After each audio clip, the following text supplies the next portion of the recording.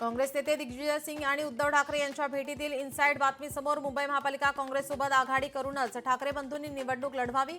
काँग्रेस हायकमांडने दिग्विजय सिंग यांच्या मार्फत निरोप पाठवल्याची सूत्रांची माहिती.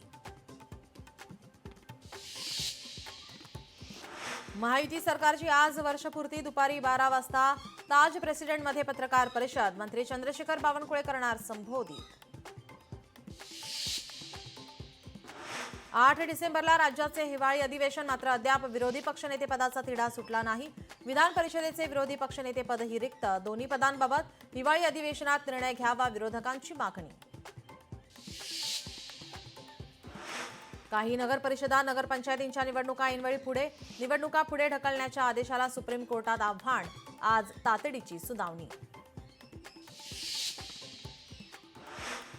महानगरपालिकेची निवडणूक डिसेंबरच्या तिसऱ्या आठवड्यात होण्याची शक्यता. राज्यातील मनपा आयुक्तांनी दर्शवली तयारी.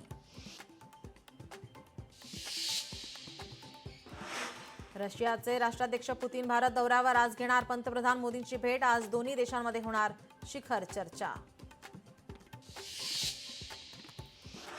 राज्यातील शिक्षक आजपासून आंदोलनाच्या पावित्र्यात. प्रलंबित मागण्या पूर्ण न झाल्याने एल्गार. मुद्रांक शुल्क विभागाने पाठवलेली 21 कोटींची नोटीस. अमेडिया कंपनीकडून अमान्य. जागेची खरेदी करताना आयटी कंपन्यांचे डेटा सेंटर उभारण्यासाठी घेतलेला मुद्रांक शुल्क माफी योग्य. अमेडिया कंपनीच्या वकिलांचा दावा.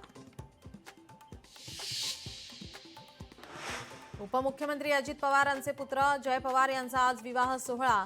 बहरीनमध्ये मोठ्या थाटामाटात पार पडणार सोहळा. डेस्टिनेशन वेडिंगसाठी केवळ 400 पाहुण्यांना निमंत्रण.